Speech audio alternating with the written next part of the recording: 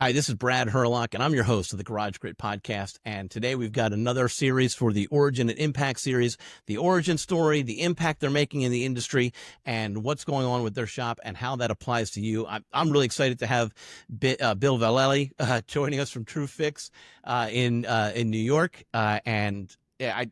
We had him on the panel, if you recall. It was it February or March of 2025, talking about revenue opportunities for growing the shop.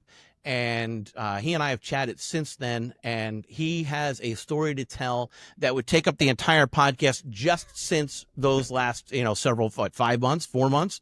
Sure. So we're excited about that. But before we jump into there, Bill, thank you for joining us. Thanks for coming on. Thank you. You're welcome. So let's actually talk a little bit about Tru-Fix. It's a newer business, but let's talk about the relationships that you have with your customers. Let's talk about what you've got going on there. People don't really even know if it's a repair shop, a collision shop, or both. Why don't you tell us a little bit about Tru-Fix and what you've got going? Great. No, thank you, Brad. I appreciate it. And I have to thank you before I start. You were a big inspiration, or the podcast and the panel was a big inspiration, and I don't know if I could say this, but a kick in the butt to open my mind.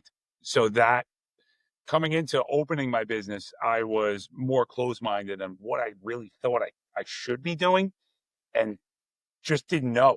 And then being on this panel opened my mind to wait a second. Why am I giving myself any kind of boundaries whatsoever? It's about allowing different options to my customers. And thank God I did. So I opened up in January was day one, January 9th. Been in the business for almost 25 years, but opened the business with a collision repair mindset. Been involved in the business for a really long time. And I've always lived, I'm probably going to simplify this whole conversation by no matter where I've worked and managed, because I've always managed before I owned, being a GM, being a foreman, being a production manager, being an estimator, no matter what I've done, I've always prided myself on just the truth. That's it, the truth, plain and simple, because I think that's what people want to hear. It's very easy to fall in the trap and just take the keys, and then whatever happens during the repair, we'll deal with it. And then you're more reactionary than being proactive. But I always say, I just want to tell the truth, whether it's good news or bad news. So when you ask me, how do I treat my customers and what I do differently, I tell the truth, good or bad. I like to tell them up front, if you want to leave it, great. If you don't, I understand that too. But the truth will always prevail. Because even if it's good or bad news, at least in the bad news, they'll understand that at least you're being honest and you're not looking to just take their money, run away, fix the car, and see you later. So over the last 6 or so months, I've stayed true to that. And even with my expansion and the other things I'm doing, tribute to what you've done in my panel and given me inspiration of what I've been doing going forward, it's because it sustains my love for truth and keeping my customers and building trust within me. And that's kind of as simple as it gets. And I'm sure we'll get into it even more. Well, and thank you for the compliment. I'm glad that the podcast is helping people. I'm glad they get to hear about these things. That's amazing. And I love your passion for the truth. I might actually play that clip for my son, who, when he's older, he will likely say, if asked, what are some of the key phrases or lessons that your dad drilled into you? And for him, for me, and I say this all the time to him, truth always. Truth always. Well, what about truth always? Truth always. Yep. So, and there, you can be delicate if you need to be. You don't have to be mean about delivering the truth, and that's part of some of the lessons that I've tried to share with him as well. But truth always. I like the way you said it. Truth prevails, and that's you have to be able to have. I'm sorry to interrupt. You have to be able to have, and this is what I believe is rewarding. Being able to have the hard conversations will always allow you to prevail. It's very odd to think that way. But when you're thinking that you have an odd or uncomfortable conversation that you have to have, there's value in that. because it means you're being genuine. When you have to tell someone what they don't want to hear, you're being truthful. And if you live by that, and I tell my staff that, don't feel bad if you have to have a tough conversation, because a tough conversation means you're being completely transparent. Sorry. Yeah. No, it also true. So is that where the name of the shop came? Tru-Fix? It's funny. Thank you for segueing into that. So when I created Tru-Fix, that's part of it. Okay. But too many people in the industry, whether it's mechanical collision or both, the way that I feel right now, it's automotive repair. Too many people want to just capture, and I hate to put it this way, capture the revenue. But what you're not capturing is the customer or the client. And when I thought of a name, it could have been a million things. It could have been, I could have went on ChatGPT and said Bill's Auto Body or New York City Automotive Central.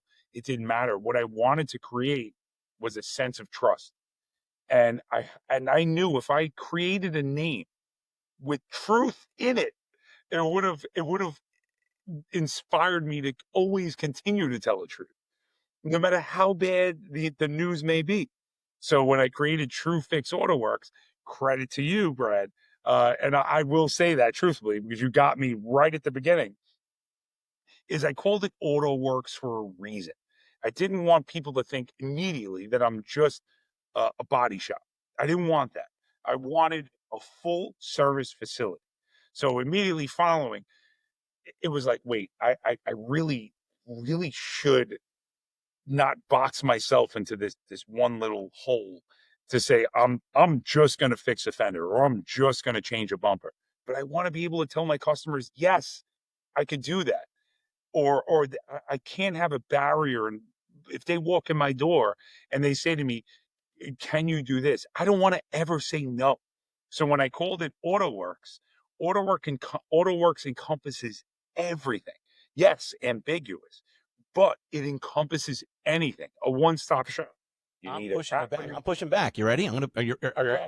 Go. What about calibrations? What about ADAS? It's still a part of it. I can do it too. All right. Or I'll find someone that I could sublet it to. Okay. So do you have the space in house to act like the setting up? And so you bring in a sub to actually run the equipment, or do you have the equipment yourself? Or both. So since our last podcast, I forgot his name that was on it, and I really was inspired by him as well. I'll have to put you in touch with Tyson. Yeah, Tyson. That is a great mind.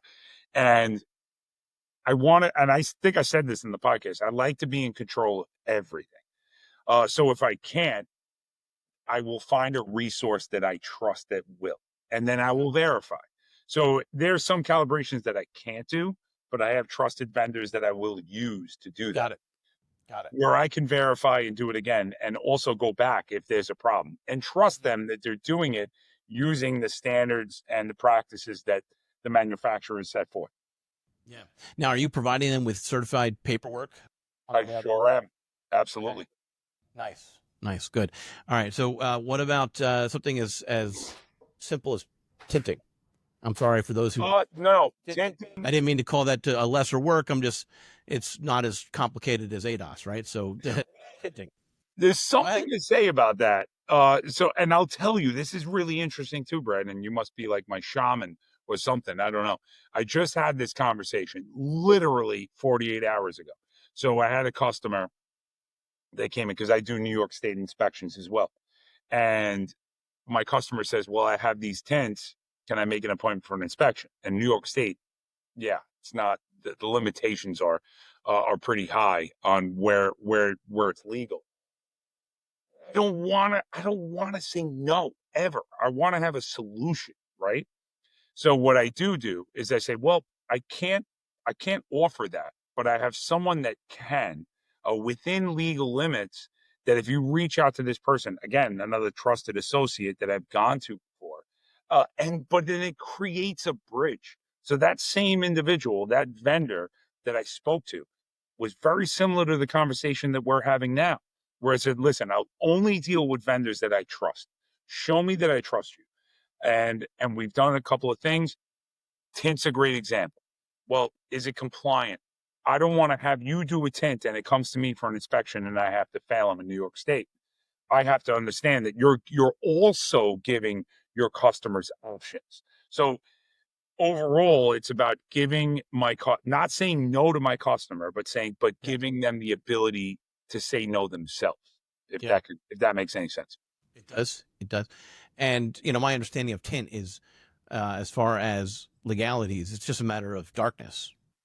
Is there Correct. more to it than that? Oh, Correct. it's just darkness. Correct. Yep. Absolutely. And so, I was actually just kind of looking into this, and I was realizing that and I mentioned to you that I'm in proximity to Delaware and Maryland, and here I am in Pennsylvania, as far as where I sit.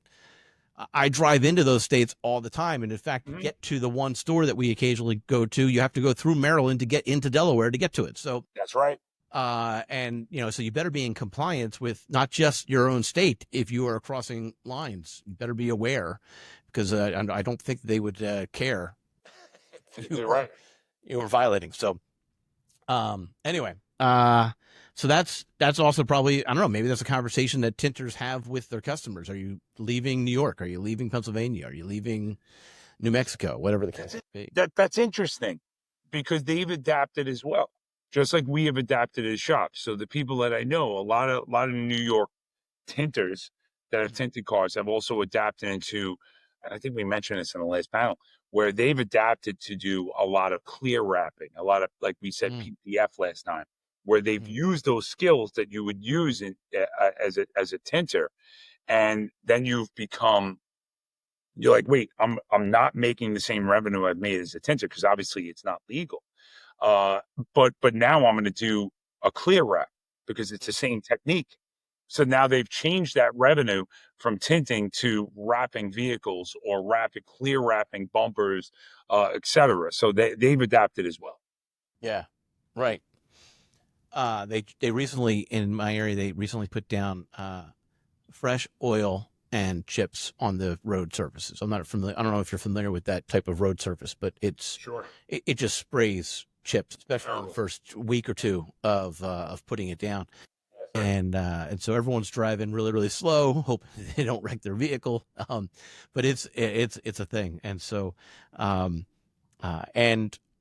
I don't know, we must come from an area where I'm at, must be heavily populated from Britain, because somebody took the liberty of adjusting one of the signs with orange tape and a black Sharpie. It now says, instead of fresh oil and chips, it now says fish and chips. Not but a few miles from me. It wasn't me, just for the record. Right. It wasn't me. I'm sure it wasn't, Brett. but now you drive by one of those signs, we're like, I'm hungry. I don't know why. So anyway, okay. Let's get back to so you mentioned you made some changes. You started this business. You were working at another shop before this, but let's actually rewind the clock all the way to how you got into this industry to begin with. Wow. And then we can talk, and let's just do that briefly, and then we'll get more into detail of what's happened in the last 5-6 months. I'll tighten it up. I'll make sure it's right. All right. So my father, to start really where it really began, my father was a mechanic, 35 years for Coca-Cola, mechanic. Okay. To really make it brief, I couldn't stand it. My father, and in New York, if anybody realizes that's watching, there's no driveways, there's no garages in New York City, in Lower Queens. So it's on the street with a sanding block and a ratchet set in the street park. And I hated it, helping my dad. Couldn't stand it. But there's something to be said as growing up. You kind of go back to your roots. So growing up, didn't want to be involved, hated every second that my father would wake me up and I would help him block nitro stained on the side of his 79 Impala. Couldn't stand it. As I grow older, I by osmosis found my way back into it, and I ended up coming back as a veteran. I came back from Iraq looking for a job with benefits, and then I had an interview with Progressive Insurance.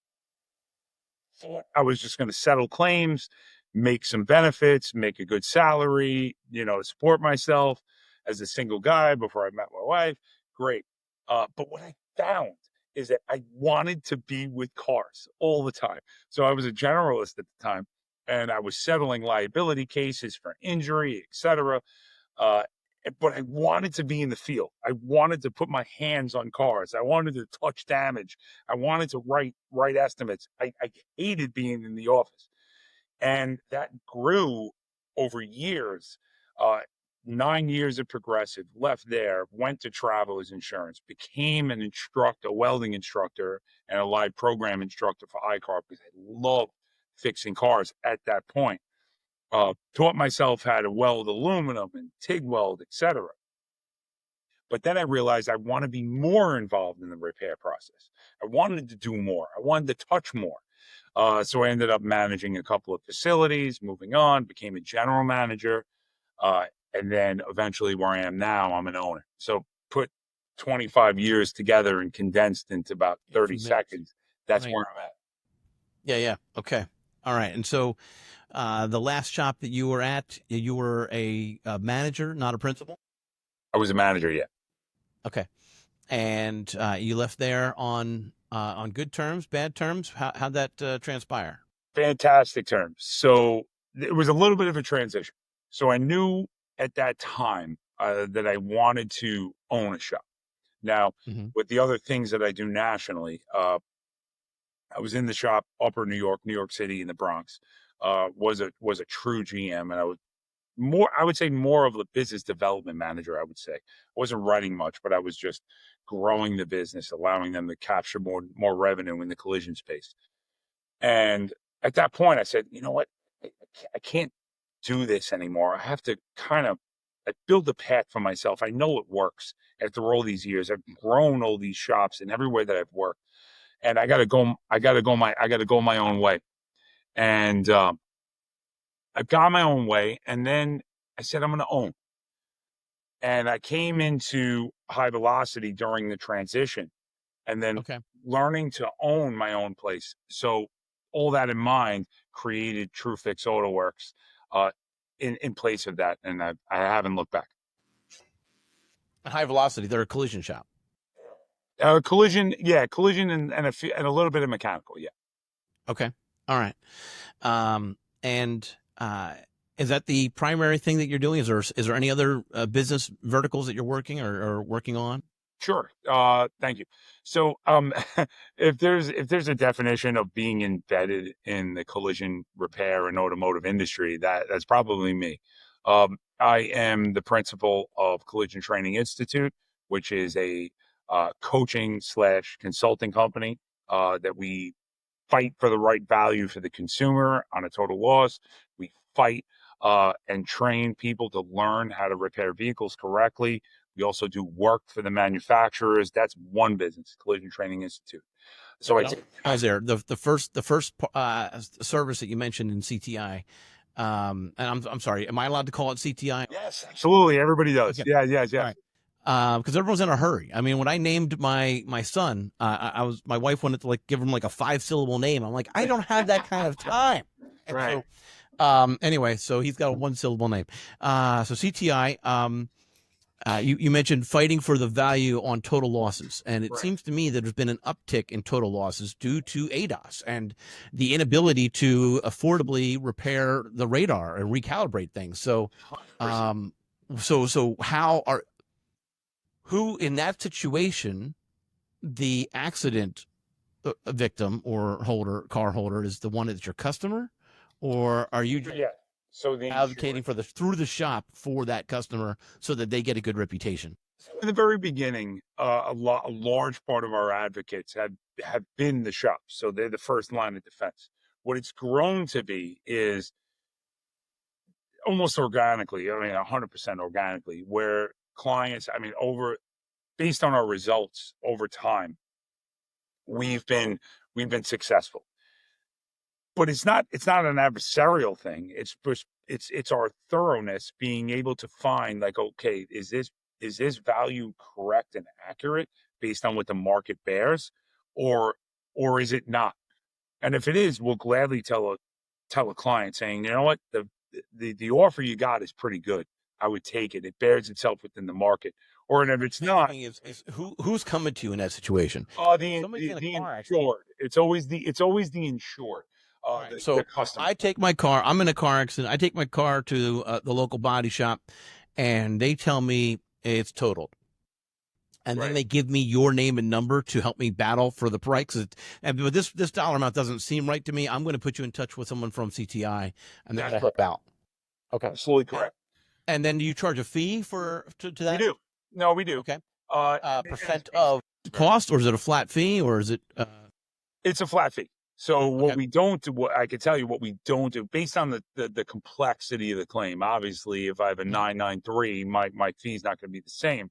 But if uh, what I want to produce or display to my clients is I'm not out for you to pay me in the first 5 minutes. I want to evaluate the claim first. So there is no charge when you call me. There is Mhm. just, hey, here's what I got. Take a look at it. Do you think that there's a proverbial meat on the bone where Mhm. I'm losing here? And we'll tell them, Mhm. and there's no charge it. But most of the time we're engaging, where it's like, well, yeah, you're leaving thousands on the table. That's interesting. All right, so I mean, and I can relate to this a little bit because recently, supposedly the way I'm supposed to say it is a deer hit my wife, and so it was a newer vehicle. The vehicle is a 2020, and it was totaled. And like just to look at it, you're like, what's wrong with it? Like it was obviously a small deer because it's not a lot done, not a lot of visible damage, very drivable, and yet totaled. And the first value that came back from the insurance company caused alarm because our attitude was this is not even this we're not going to get to replacement cost of a similar vehicle at the current market, and so she did a ton of research and then went back to the insurance company and said, here's what I have found, please reevaluate. And she did get $2,000 or $3,000 as a result of that effort. But what you're saying is she could have skipped that research, and had she had a more difficult insurance company, she could have had she would have just been able to not have the effort and still have had the same results. That's the bottom line. 100%. Where a lot of people, what a lot of people do, and I think this is the barrier in that, and I don't want to go too far deep into it, is there's a veil of sentimental value. What we do is remove that. Like, frankly, and I don't care who's upset, and I tell every client this, Right. I don't care about your sentimental value. I care about what the market bears. So I'm Yeah. going to tell, and again, it goes back to what I said before. It's the truth. So Yeah. I'll tell people, you're not going to like what I'm going to tell you, but the market just does not bear what you think it is. And Right. here's Right. why. And that's why we don't recover payment before we start anything. There's probably Yeah. a week or two before we start engaging, and it Mm-hmm. gets to that point. Interesting. That reminds me of how most independent auto repair shops, when they go to sell their shop, how Yeah. they feel. Mm-hmm. They feel like it's worth more than it actually is. Totally true. Because the sweat equity does not actually have any weight in your bank account. And So so, true. yeah. But it's a difficult thing for someone to has to go to them and say, well, this is the reality of it. This is what the market bears. Yeah. So that's again, truth wins the day, but sometimes it still hurts a little bit. It is what it is. All right. So also, and so a repair shop that's a body shop or a collision and a repair shop, if they're trying to figure out how to streamline their processes or also just grow the revenue by cross selling, CTI is the company to hire specifically because, well, even before this, but definitely now, that's what you've done with Tru-Fix True. in the last several months. So why don't you tell us about the Tru-Fix story? You said you opened up in January 9th in this space currently that you're in. Mm-hmm. Why don't you tell me about that space actually? What's the size? There's a lot of history behind it. So over the 76 years, kind of history or what? well, it's sentimental to me. So Oh, so it's not worth it. Yeah, right. You're right. Good point. Touche, Sarah. Checkmate. Go ahead. But it's all right. I'll take it and I'll make it work. So, years and years ago, the old owner of this business is also my partner at CTI. Mm. And so I got a very close and personal look at this place over the years and how it grew at the time. A little bit of different mentality as far as how I run my business uh, through the years of what I've been exposed to. Uh, so there came a time where my partner at CTI says to me, he's like, listen, I got to get out of my space. I'm going to buy a property. I'm trying to sell what I have now.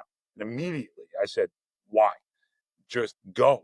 I'll take over the lease and then I'm going to make it mine. And I'm going to, Mm. all these years of what I've been preaching and believing and doing, it's just going to be mine. It's not going to be for someone else. Uh, and I could do it my way, no boundaries, no Mm-hmm. restrictions, and it's just truth. And after long thinking, we worked it out, and he says, "All right, I'm going to move on. You take over, and it's yours. Rebrand it. It's yours, and go for it." Nice. He did. After handling tons and tons of New York paperwork, we were able to do that. And the great thing about it, and I look back, I mean, last we spoke on the panel, I was still very fresh. But I look back now in only 6 months, I've always stayed true to what I've always believed. And it's the truth. Whether I do it in CTI or I do it at Tru-Fix, it's the truth. If I tell people what they want to hear, I'm not doing a service for them. And it's really weird to say that. But when I tell them the hard conversations, what they're going to encounter, what they may potentially encounter, and prepare them. Some people call it over promise, under promise, over deliver. Mm-hmm. I kind of agree with that, but at the same time, but if I set the expectation the right way, I've built the shop based on that. I've Okay. worked in shops where they do the opposite, just capture the work, and then we'll deal with the problems later. I don't believe that. So Okay. I call it Tru-Fix because we are true. And it's true. It's a Tru-Fix AutoWorks because there is no boundaries. And you know Right. what? We'll handle it. We'll figure it out. And if we can't, we're going to send them somewhere who could. Right. Right. True fix. Completely fixed with truth and trust. Yes. Okay. Got it. All right. So, what on that panel?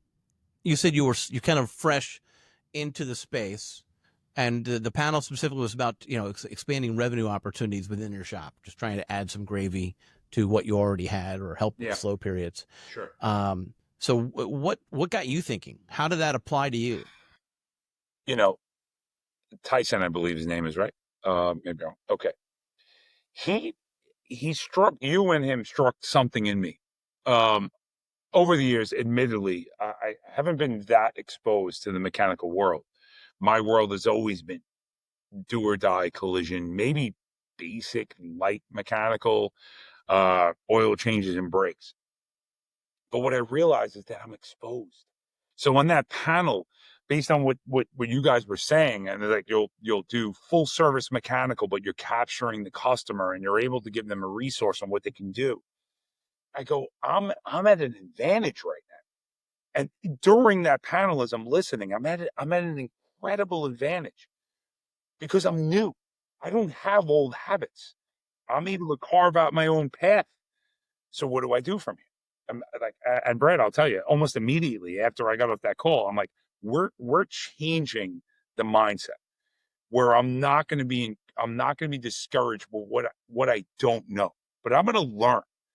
And long story short, where I am now is I'm doing both of it. Where if someone comes in and they say, I need an engine swap, or I need a 6-month preventative maintenance or a 180,000 mile service, I'm doing it. But what it's brought, and I'm not to get too long winded, but I'm passionate about it. What it's brought, it's open doors where by me saying that, by me not saying no, builds the trust that I believed I created when I created the name Tru-Fix. So if someone has a battery problem, I got it. Someone has an engine problem, I got it. Check engine Now, light, I got it. hold on. hold on. Go. Let's break down the how. All right. So, how soon did you out and hire an A tech, a B tech, I'll tell you what I did. seven So, A techs? as new businesses do, we struggled in growing pains. Like I had a Yeah. set of technicians that were here, but what I didn't have is a mechanic. I didn't have one. We were kind of doing it in house, figuring it out. Uh, you know, by grace, I would say by grace or divine intervention, let's call it. Uh, a diesel mechanic walked in. And at the time I was doing a lot of fleet work, and that was kind of my gateway into mechanical. And Okay. one of the conditions of that is that conditions in doing collision work on fleets, namely Amazon, was to be able to do mechanical. Okay. And a diesel mechanic happened to walk in at like maybe about 2-3 weeks after you and I spoke.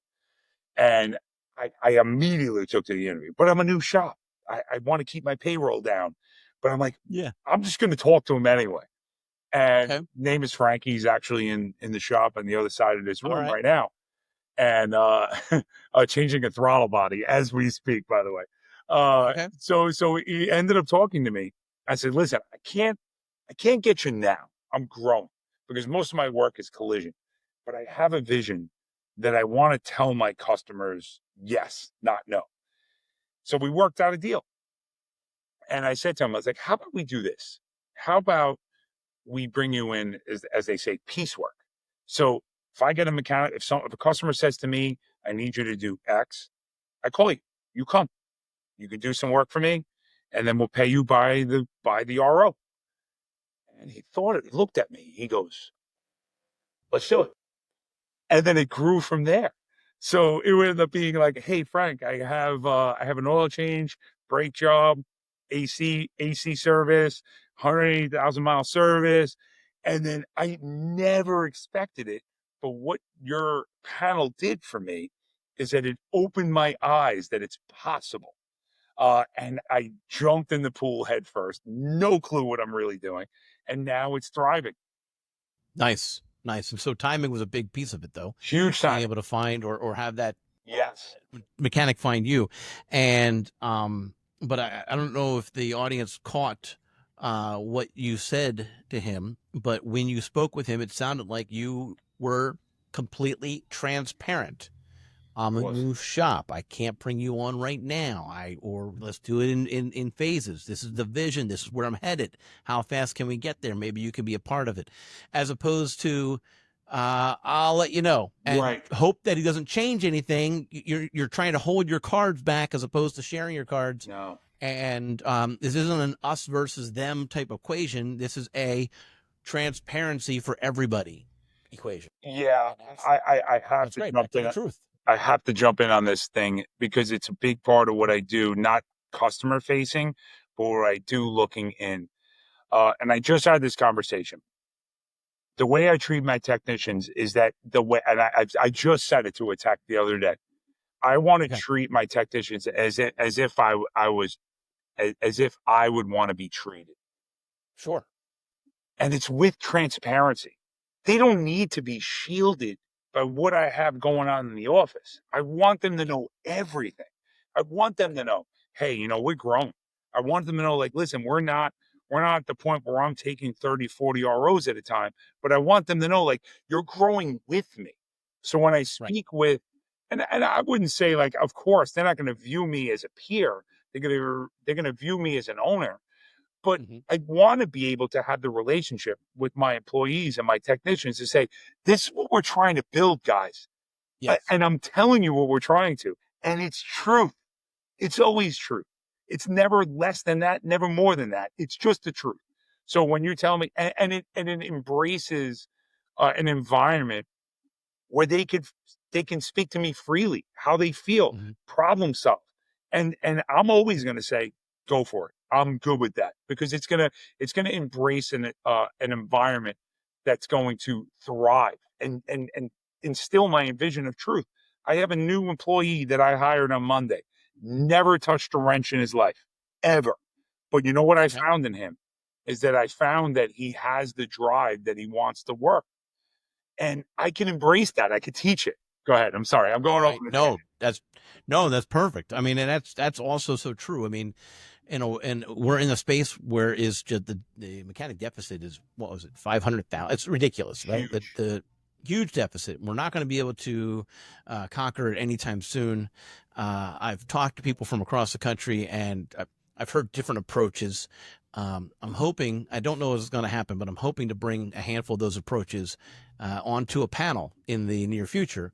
But some of these shop owners that I've spoken with, they have the mindset of, I'm not just trying to bring on more mechanics for me. I'm trying to bring on more mechanics for my industry because that Yeah. will help me. And so there's a shop out in out west, I believe Washington State, if I remember correctly. The owner there has a very aggressive approach, an organization outside of her shop that's constantly trying to inspire youth to want to join. Spoken to a shop down in, I want to say Florida, and I've been trying to get him on to join the podcast. It's been a little bit difficult, but I'm hoping he'll come on because he's been converting gang members, getting them off the streets, getting them, and I don't know if it's It's on. but getting people off the streets into training, getting them ASE Yep. certified, and either he hires them or he gets them hired somewhere else.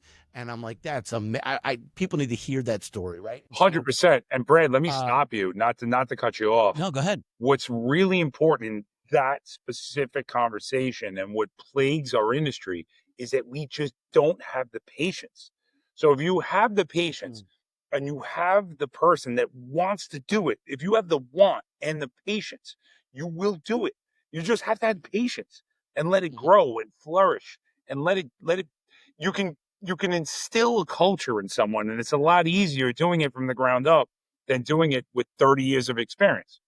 Yeah, yeah, and so that's also true. But how are you? I mean, there's two questions there, right? And the question one is, how are you being profitable on that person that you're training? And maybe on day one you're not, and you got to stop seeing, you got to stop looking past, you got to start looking past next Friday, right? I got an answer for you. And then okay, all right, well then I'll pause and let you go ahead.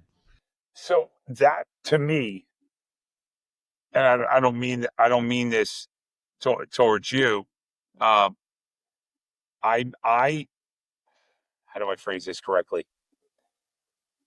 You have to be, if you're going to have patience, you have to fully accept what's coming. So what do I do? I'll tell you, and maybe I'm not right, but this is what I do. So Ethan came aboard, never touched a wrench in his life. Came because he was just interested, and there's something to be said about it. I just want to learn. And I think it's a disservice that we don't at least take them up on that. And me being new, I have the opportunity to bring someone on. So what do I do? Of course, in the first month, everybody's like, well, he's not good. All the other employees, like, he's not good. I said, have patience. So what I did is I brought everyone together. I said, what do you want to do? What do you want to do? What do you want to learn? Obviously, you came to me. You want to learn at this business. What do you want? And he goes, well, I really want a detail. Great. Let's do it. But you're going to be a part of the team because I've instilled an ethos and a mindset that everyone's going to do everything. So you're going to be a part of this team, number one. And if that means shadowing somebody next to you, you're going to be, and if you ask me to be profitable, I'm going to make you be profitable for me. And how does that work? Okay, I have a car that you have to wash it. If you're going to polish a car, try it. If you're going to take a car apart and put it back together or do an oil change, it all encompasses in the same thing. We have to have the capacity for our technicians to make mistakes. And I said that straight away. Make a mistake. I'm going to know there's a mistake and I'll accept that. Because if that mistake comes, you're right. Yes.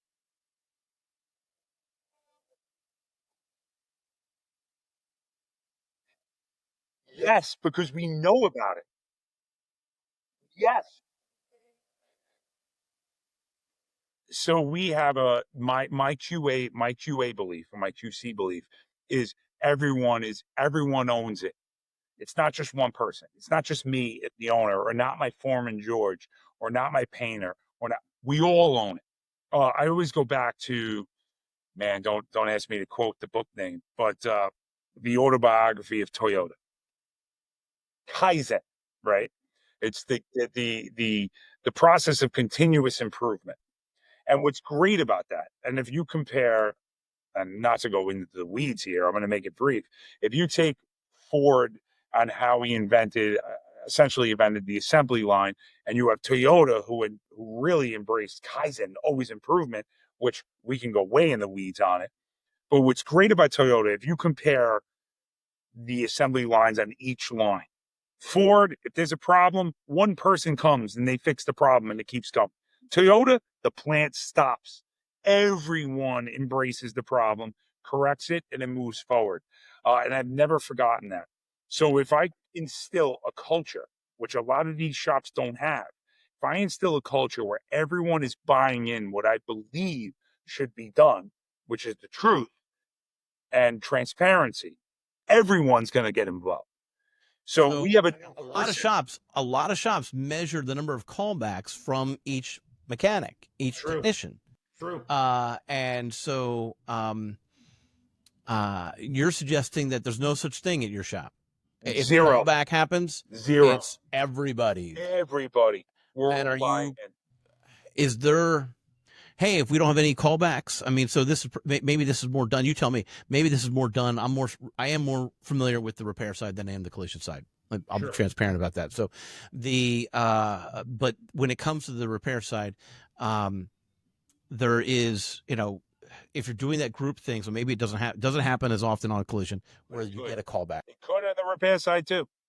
Well, it happens plenty on the repair side, right? And again, it's sometimes the attitude is, it's not, you want as few as possible, but the integrity of your shop is how you handle it when it does come back. 100%. And 100%. so, but with that said, what I'm really trying to get at is, do you have any kind of employee bonuses if zero callbacks happen?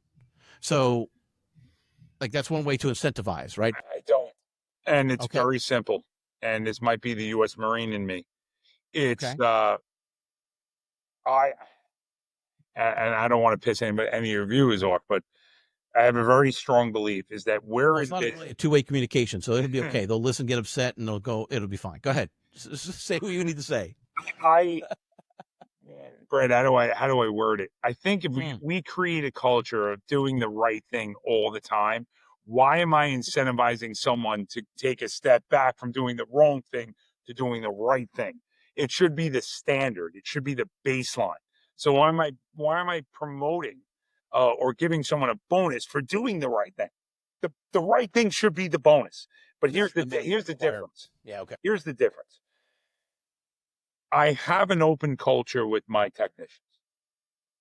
And if I'm promoting my employees to do the right thing as the baseline, what's below the baseline? What am I taking them? Am I taking the negative and then bringing them up to the baseline? No. Okay.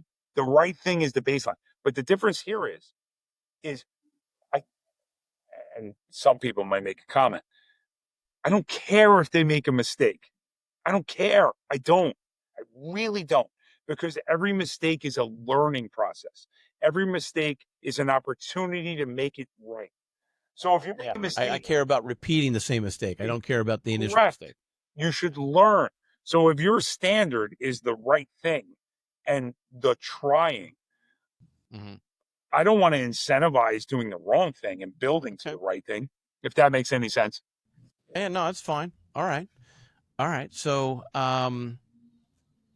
so take on the motivated, inspired young person who wants to do the work, even if they are unqualified currently. 100%. And train them, knowing that if you do it right, their loyalty will stay with you. At least that's your hope. Because the other thing could happen, the other concern with that I know that I would hear from people is, I don't want to train them for the guy down the street. Well, that's fine, and pay him better. You ever heard the term, Brad? The tide rises all ships? Yeah. I'm okay with that. And I am, and I've Oh, accepted that. yeah. Okay. You don't work extra hard to make sure that you retain them. So here's my thought. And maybe this is just my exposure to the rest of the industry around the country. Where people fail is they've ignored the nurturing of these people. And it's not always, and I hate to piss anyone off, and I know from experience, it's not about what you put in their pocket. It's about empowering them to to be the best that they can be. Hmm. Yes, It's salary is a big part of it.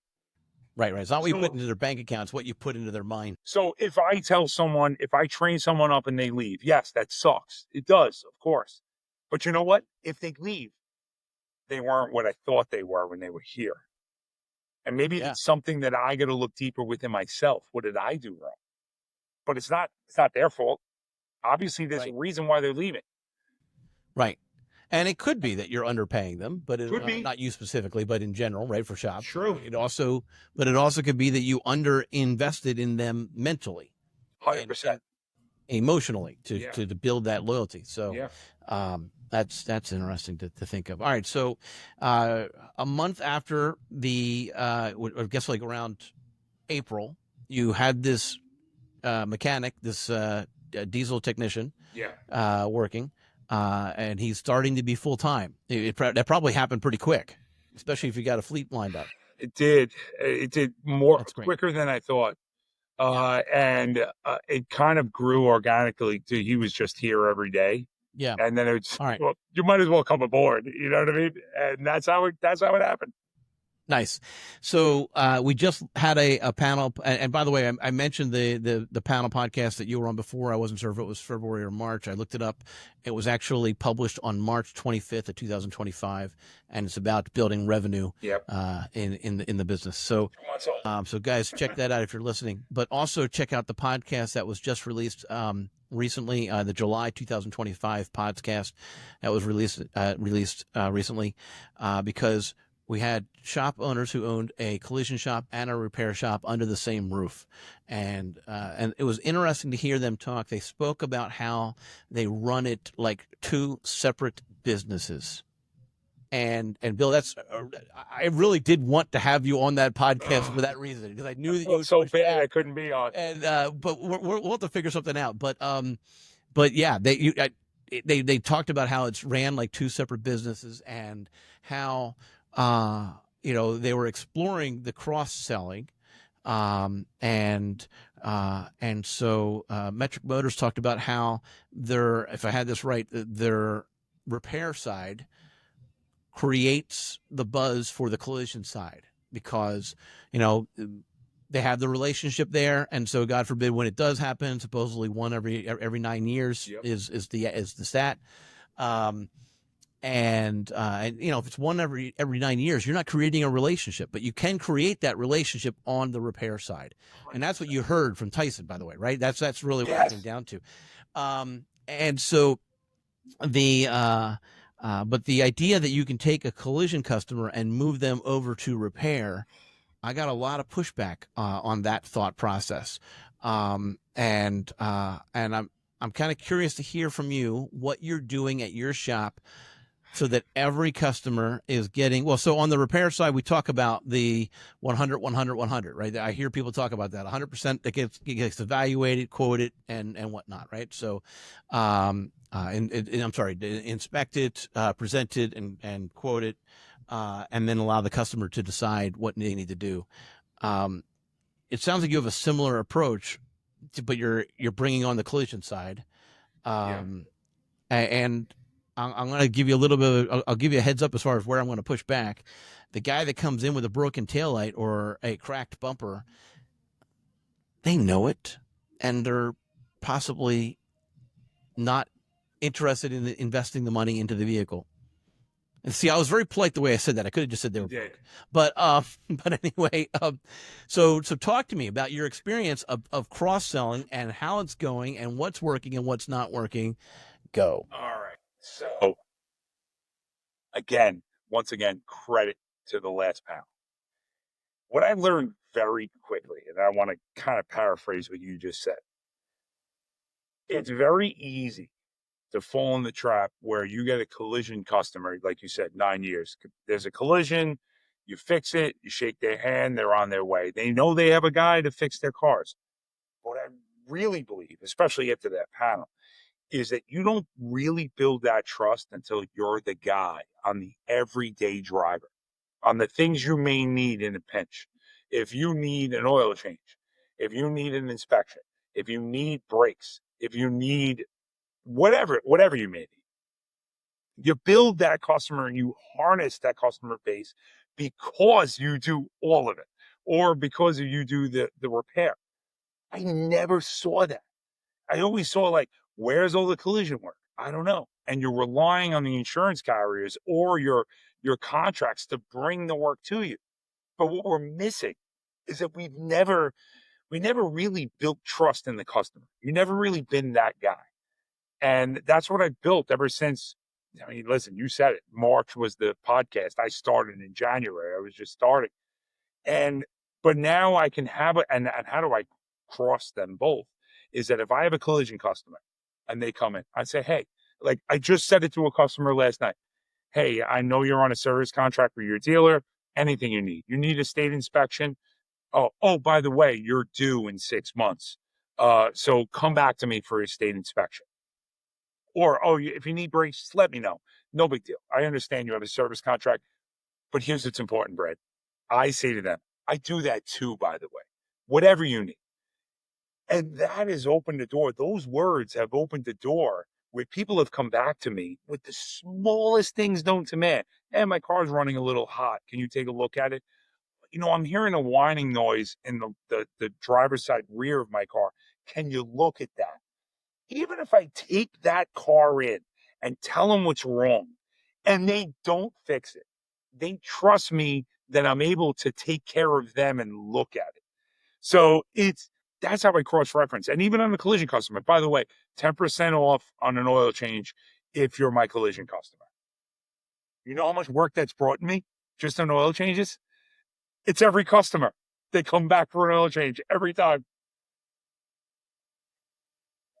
Life. And I got them. Right. And they know. And it's any body work? And they did, and vice versa. No, I'm asking. Is it any body work? Zero body work. No, I'm saying no, what I'm asking is to get that offer. I got a scratch on my bumper. Actually, I don't. But let's anybody work. I don't care. And I want just to buff that out. I mean, that's not a costly job, right? Buff it out for a collision repair, whether that be of any type. Anytime I got to put paint on something, they got 10% off on an oil change, and they always take me up on it. So now I got a mechanical. Well, I got to tell you. I mean, it might be worth. I don't know if you already are advertising or marketing that, but I'm already seeing that as an opportunity to, because especially in the economy that we're in right now, people aren't excited about fixing the scratches or right. And so, how do you get them motivated?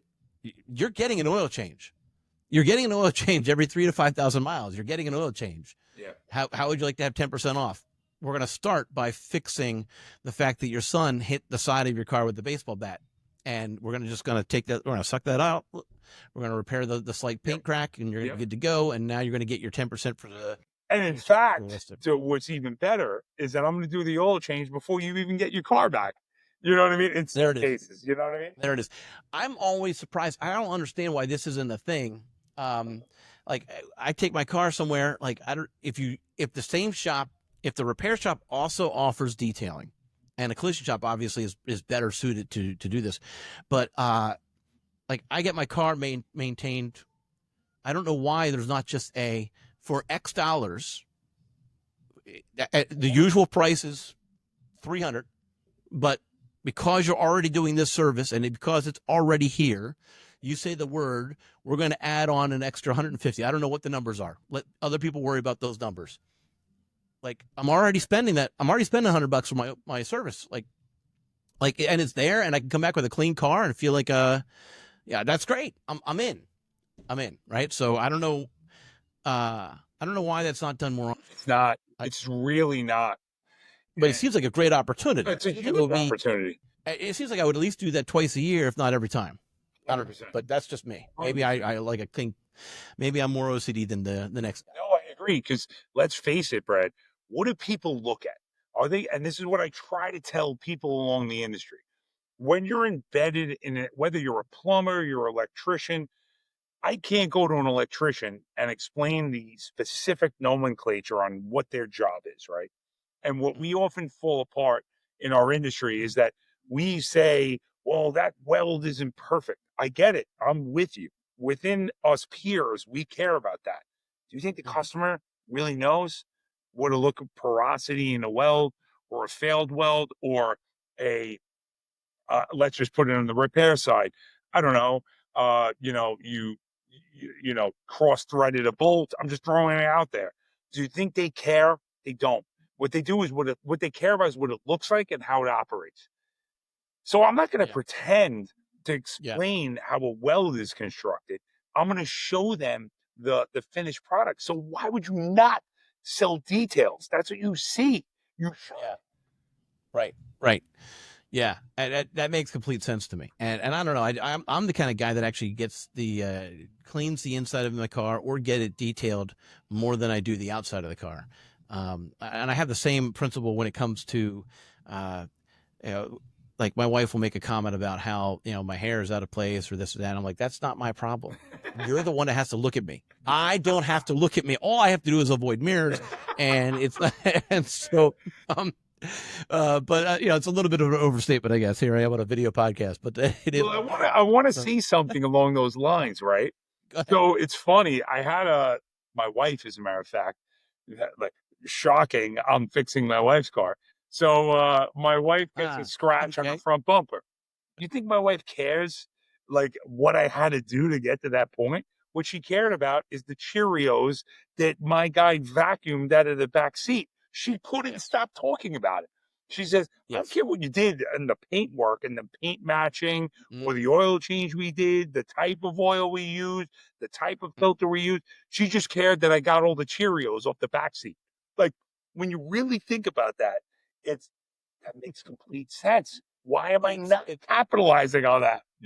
it's right. Yes, I agree. I agree. And it's a little bit frustrating, I would imagine, right? Yeah. Because you care about the oil. And so, all right. So my dad was an electrical contractor, and I remember working with him growing up, and he grilled into me, right, that when you're mounting that Romex wire on the joist, above the where even if the ceiling is going to be finished, it needs to be exactly so many inches from the edge of the joist, not dipping down. It needs to be perfectly straight across. It needs to be stapled so many. It can't the Romex can't be twisted. Yep. Code wise, it can be twisted. Mhm. Right? Code wise, it didn't have to be exactly where my dad wanted it. It could have actually had some variance up and down. It wouldn't have mattered. And nobody would have seen it because the ceiling would have been done. It would have been put into place. Mhm. But for him, it was a matter of pride. So to some extent, there's still some of that. There Right? I'm is. still going to make sure that weld is perfect because I am proud of the work that I'm doing. And there's absolutely something to be said about Sure. that. But at the end of the day, we also need to recognize that our customers care about the Cheerios. They do. Yeah. Yeah. So clean those Cheerios. All right. So, do you pay attention to how much money is? Do you pay attention to your revenue buckets? Detailing versus tinting versus ADOS versus mechanical versus collision. Is it one bucket, or do you pay attention to each of the buckets? That's a great question. And it's funny. I struggle with that. I pay attention to all of them. And I've always been a creature of what's driving the most. Like what's driving what's driving the most revenue, B, what's driving the best efficiency, Mhm. and what can I do to enhance that? So if someone, let's say, like, take the best example. After our podcast, I'm like, wait, why am I missing mechanical work? Why would anyone in the collision space not at least try? And that's exactly what I did. So am I paying attention? So the greatest part of that, and this is probably this sums it all up. When I got involved in mechanical, I guess I'm an estimator by trade / welder / body man. But estimator is that's my favorite strong suit. And I go, wait a minute, how do I not know how to write mechanical estimates? I don't know software, I don't know it, but I guess what? I'm going to learn. Um, and I did. And I said, and I called every body shop friend that I know and every mechanic that I know. I think, what I missed over these last 20 years once I started learning, because I know the concept. I know how to turn a wrench. So when I answer your question, what am I, if I'm paying attention to something, I kind of dive in the pool head first. I want to look at all of it. What am I not, and kind of deconstruct that. I look at what I'm not doing. That's probably the best. Okay. What revenue Look am at I the empty not buckets looking at? first. Right. Where are the empty buckets? Yeah, where's the empty buckets that I can Yeah. look Okay. at? Okay. All right. So, um, if you see a unbalance between the different buckets, like how are you going to respond to that? What are you going to do next? Do you try to up the marketing for a particular bucket, or are you trying to increase the focus with your conversations with your customers? That's probably the best way. So if I see a bucket that's not really performing, the first thing I do is like, what am I doing wrong? Or if there's a better way that I can do that. And then because I can't measure it if I don't test it. Yeah. So if I'm lacking in one bucket and I'm thriving in another, why is this here and that's not here? Obviously I'm not talking about this bucket so much to bring it to here. And if I am, why is this lacking so much? Is it something that I'm not performing as an owner, or my staff's not performing and promoting it? Mm-hmm. So that's what I'll do, exactly as you said. I'll lean a certain way marketing wise where I'll promote that a little more. Great example Yeah. of that Okay. is New York State inspections. And depending on the state you're in, I found that, oh my goodness, you're driving customers for state inspections. Why are you not performing or promoting other services? So when you say Yeah. paying attention to a bucket, like, yeah, I'm getting $37 in inspection. Why aren't I pushing windshield wipers? Why aren't I telling customers I can do tires? Why aren't I telling these same inspection customers that I do fix body and paint, or I can handle a clean for you? It's the ultimate platform. So when you say buckets, I agree with you. Yeah. And I do it all the time. Wheel alignments. Great. You're nodding your head. Talk to me. Do you have alignment rack? I don't. I don't. Do I? Sure. I definitely want one, but I have a belief in that. That's where more I pay attention to margins. And here's something that could equate. I've had a recent conversation about a glass technician. Do I perform my own glass? I equate glass to alignments often. Would I love $100,000 frame wheel alignment rack? Sure. But here's the thing. Unless I have a technician that's going to work all day on that wheel alignment rack, it's not worth it to me. Same thing with glass. So why would I pay a technician to do the glass? Yeah, sure. I might make up for a few dollars in doing my own glass, but guess what? I have a great glass guy that comes immediately and when I need him and never failed me.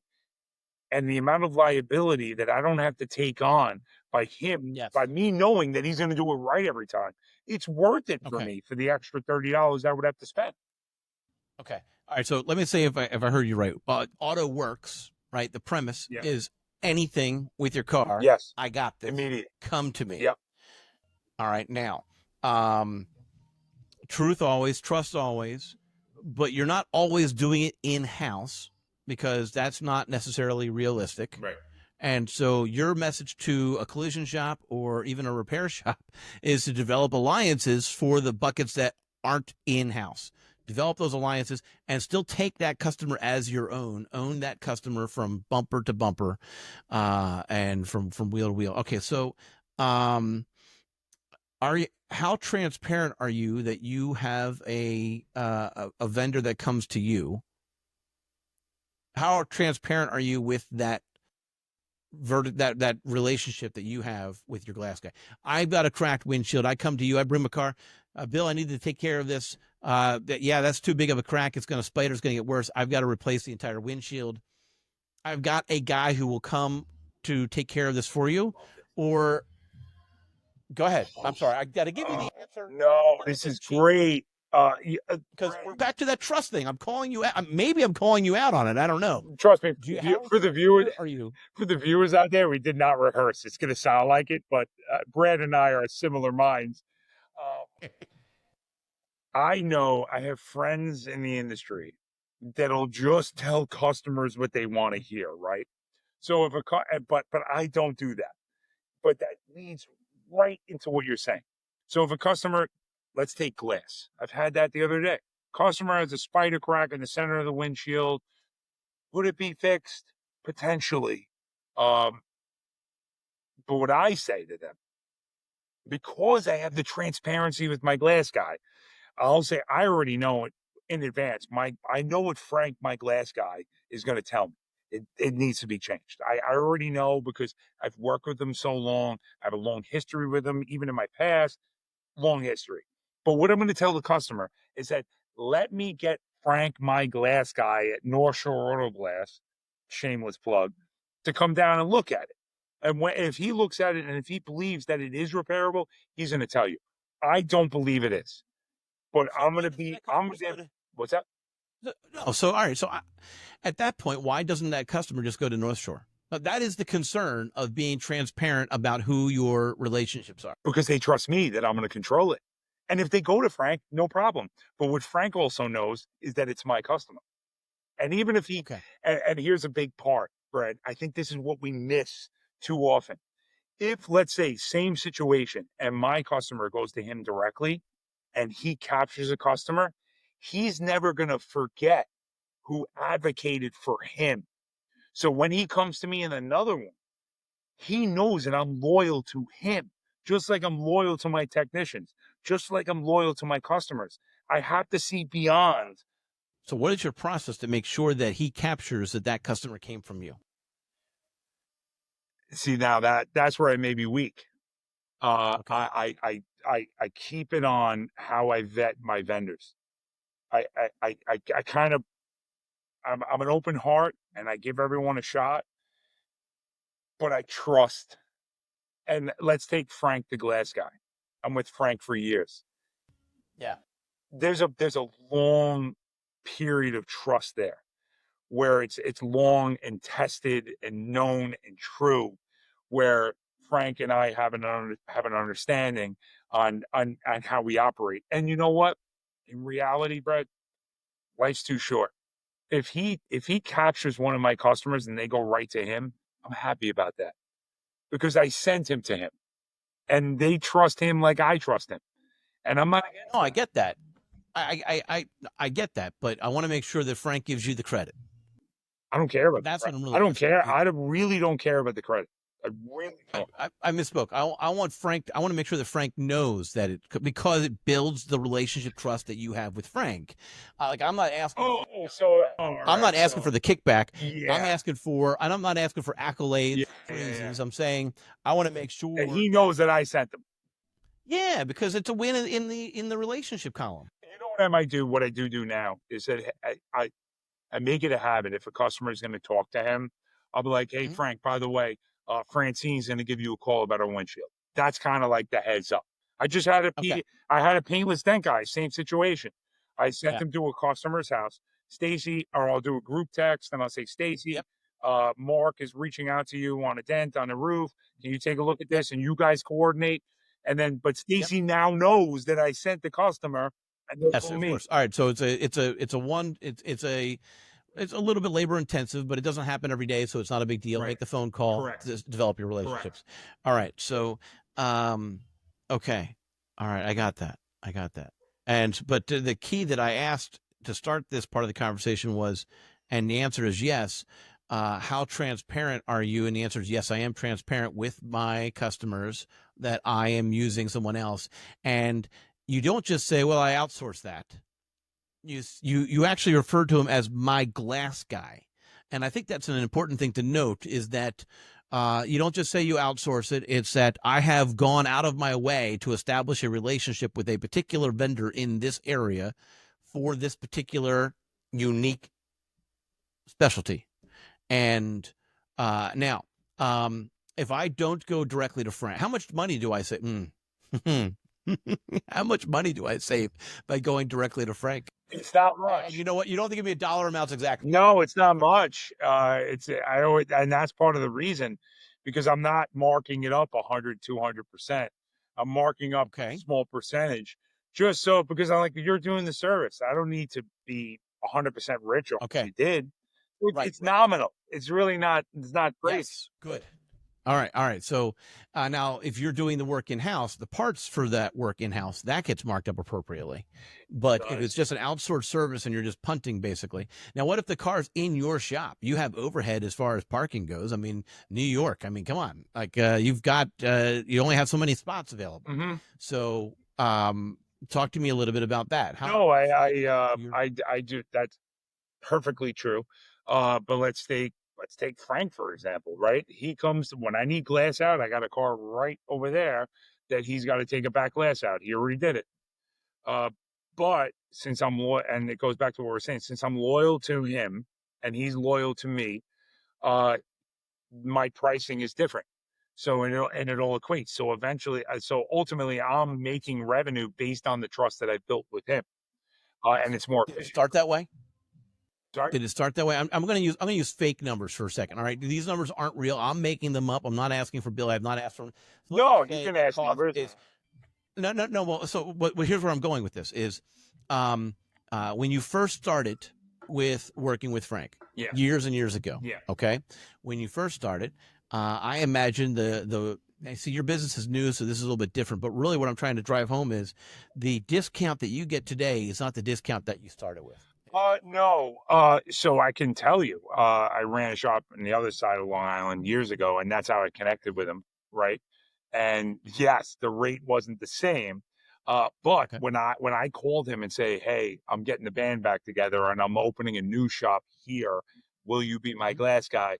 You got it. You name it. You're my guy. I'm coming. Here's your rate. So I walked in but it's based on what my history with him is. So I got the rate right straight away. And that's kind of where I want to kind of hone in for people that are just starting.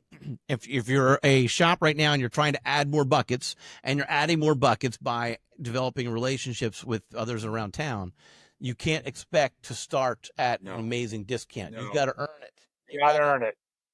You've got to earn it. And that's that's a key thing that I want to talk about there. So or mention. So, okay. All right. So what's next? What's next for me? Yeah, what's next? I don't mean today. I mean in general. For the truth, and not to make this like a 9-hour podcast, but I will tell you. You want to know? Just had this conversation yesterday. My goal ultimately is to bring I don't want to take franchise, but I want to replicate. Like if I had to fast forward 5, 10 years, maybe 5. Replicate what I built here in the way that I do business and taking that national. That's my goal.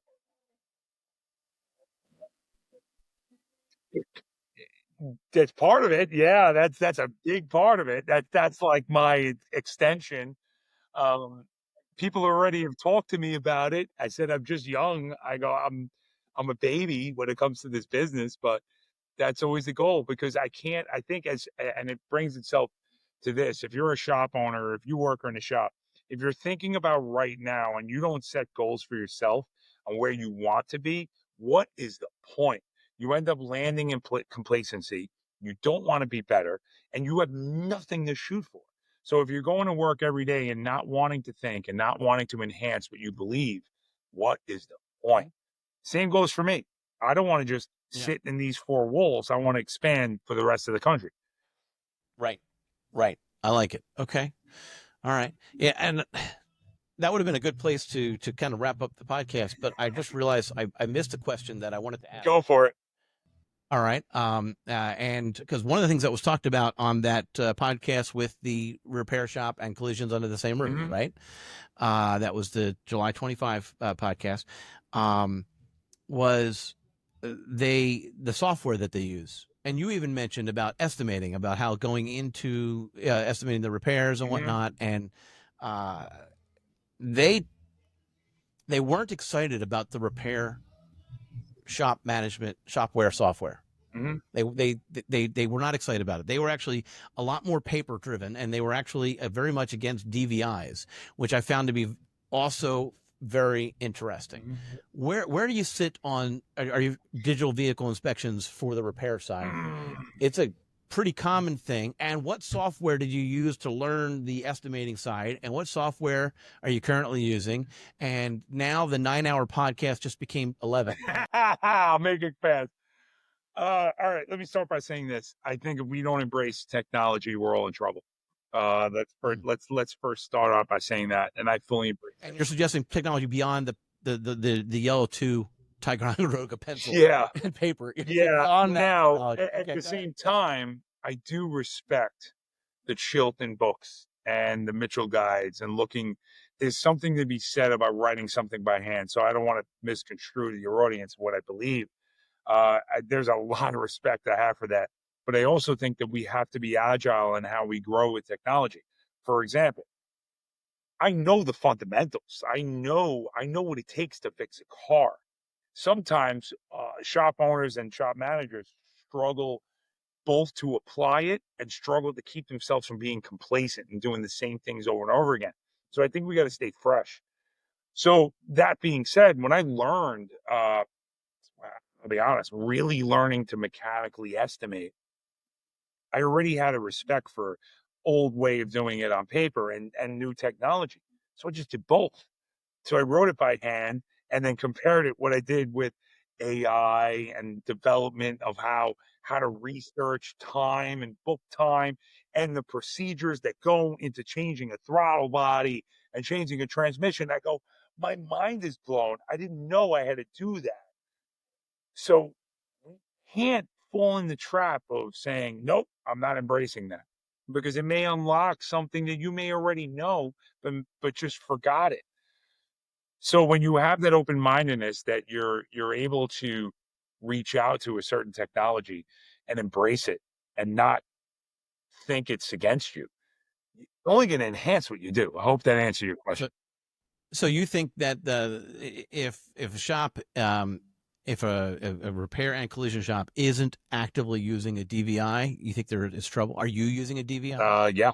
Are you providing DVIs? Mm-hmm. Okay. And what platform are you using? Well, I'm using CCC Pathways for that. I again, yeah, I'm saying this very loosely. I will do a DVI. However, I will preface that I do prefer to see it in person. Okay. If that makes sense. Okay. So if you can bring the customer in and walk them through it there, as opposed to sending them electronically, 100%. then Yes. You think that's a better win. I don't blame you on that. I mean, your personality alone is going to help establish trust. Yeah. And show that transparency Yep. and truth. All right, so are you the service advisor right now for the shop? I'm everything. Shop. So the concierge. so you don't have a advisor. dedicated service advisor. No, but what I'm asking is, do you have a dedicated service advisor in addition? No, it's me, and I like it that way. It's just you. And I know I can't accept that forever as I expand. You can. No. It's not going to be duplicated. It's not. You're going to limit your growth. I know, right? I know, and I'm ready for it. But mind you, I am ready to do that. I have people waiting, but Brad, again, this is stage 2 of my development. We had stage 1 2 months into our podcast. Let's look at 6 months. I might have 4 people under me. All right, I'm going to have to look through my podcast and figure out which one we talked about delegating, and have you listen to that. I'll have to say that to my office manager, Renee. We just talked about it this morning. Okay. Yeah. She's with me. You have to delegate. She said, okay. I'll tell you what she said. She goes, Della? I'm like, Della who? Delegate. I'm like, oh, I got it. Okay. All right. Nice. it's a common topic. I mean, it comes up even when it's not the primary topic Sure. of the podcast. It's and I think it even came up in the month of June where we were talking about just life work balance, and how delegating can be part of that, and, Yeah. and so how do you coach it? But for you, again, you don't need to find somebody who knows the industry. You need to find somebody who knows who has already bought on, not is buying, but already has bought on to the trust component of life. Yeah. And so, and also has the personality. So I don't know. I mean, you're probably looking at the hospitality industry for that person, not some, so that's, that's just My office manager now comes from the education industry and left and but deals with children, deals with parents, and that's what I found. Just interrelationship with customers. I knew nothing about what I do, and that's great. I like it that way. Okay. You said educational. My mind goes to, does she interact with customers? Oh, all the time. She's the best. Okay. All right. So, yeah, my mind actually went to, sometimes you have to explain it like they're a fifth grade. Yes, thank you. Thank you. So that's where my mind went right away, right? So, there's also a scene in the TV series, Young Sheldon, where the grandmother, young Sheldon says something, and the grandmother says, explain it to me a little bit simpler. And then, Missy, the sister, says, dumb it down. And the grandmother's like, yes, dumb it down. And so he re-explains it, and they said, dumber. And then he re-explains it, dumber. Re-explains it, dumber. And so, but you also have to be careful about that, because if you go too low, they get frustrated that you can't. You got to be sure that you're not being condescending when you are so true breaking it down. And my thing is that if you and I learned this the hard way. Sometimes I speak too technically. So if I find if my office manager really has a limitation on what they know about the physical repair, it's better that way, because then you speak to someone on the level where I don't speak to them with jargon on what I'm doing all day long. And Yes. it's find it beneficial. Yeah. Yeah. No, I personally can relate to that, because, as everyone knows, the sponsor of today's podcast is AA Shop Marketing, and a digital marketing company for repair shops. But I'm not the one that is building the websites. I'm not the one that is actually doing, any of the SEO work, the citation building, or, I understand it from a business perspective. And as a result, I'm able to communicate it with shop owners from a business perspective. That's in it. When the business first started, I remember my parents come to me and they said, "So you're going to learn how to build websites?" No, never. That's not my role. My role is talking with people and sharing experiences, and sharing, what's next for them and their business, and so, or their shop. And so that's also truth. So I've never written a full line of HTML code. Over the years, I've written partial pieces of code occasionally, but not really. They wouldn't work without other code being added. So that's, so I get it. That's me as well. So, all right. So, the August 2025 planned podcast is about succession planning. And that's the panel that, we're going to be having soon. And so have you had any experience with succession planning? Oh, have you thought about that yet? You're the no, thought about that? no. I certainly have. As a matter of fact, I've had. Wow, we can go off tangent on this, because I just had a conversation.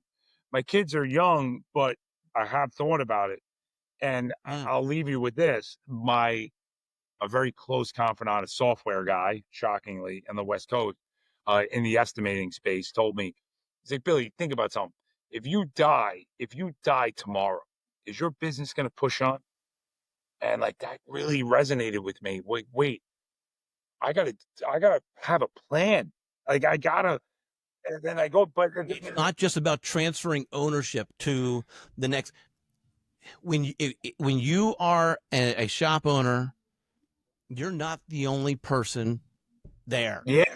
It's not just you, Yes. right? You've got a team of people who are relying. And so if you get hit by a bus tomorrow, are they looking for a job the next day? Yeah, that scares me. That's not cool. No. That's not cool. Yeah. Let's step up to the plate. Let's actually have a plan for. I love it. I'm down For beyond that. Yeah. Let's actually share that transparently with our crew, so that they can be feel that much more comfortable about where they work. I love that concept. That's a great thing to talk about. So, so we're going to be talking about succession planning, but I think that's going to be a key point that's going to be added to the conversation. Sure. And so this has been. Thank you. We've been together. We haven't always connected, but we've reconnected again, and this has been great. I'm pleased. I'm glad, and I thank you for being on. If you want to connect with Bill, can you tell people if they're interested in hearing from you from a coaching side standpoint? Do you mind sharing how they can reach out to you? Sure. The easiest way to get a hold of us is just check out our website. Excuse me. Actually, email is probably the best bet. It's info@collisiontraininginstitute.com. Easiest way. If you want to get a hold of me, you could find me on my website at Tru-Fix, trufixny.com. And that's it. Or find me on Facebook, Instagram, Bill Vallely, and then reach out to me there. Okay. All right. Facebook or Instagram. I didn't hear LinkedIn. LinkedIn too. Yes. Bill Vallely and LinkedIn. Yes. Thank you. You're also on LinkedIn. All right, very good. All right, well, so I appreciate that, and so yeah, reach out to Bill if you have any ideas on how you're going to try to increase the number of buckets that you have at your shop. He might have some ideas for you. So, with that said, and just as a reminder, speaking of Facebook, we have a Facebook group specifically for the podcast to keep conversations going from those panels. And so by all means, jump in there, ask questions, be a part of it, get everyone to kind of rally behind and continue that conversation. You can be found, the Garage Grit Facebook group. You just do that search on Facebook, you'll find us. And if you're a shop owner or a shop manager, we'll let you in and go from there. So thanks again, Bill. This has been a great episode of the Garage Grit podcast by AA Shop Marketing. Everyone, have a good one.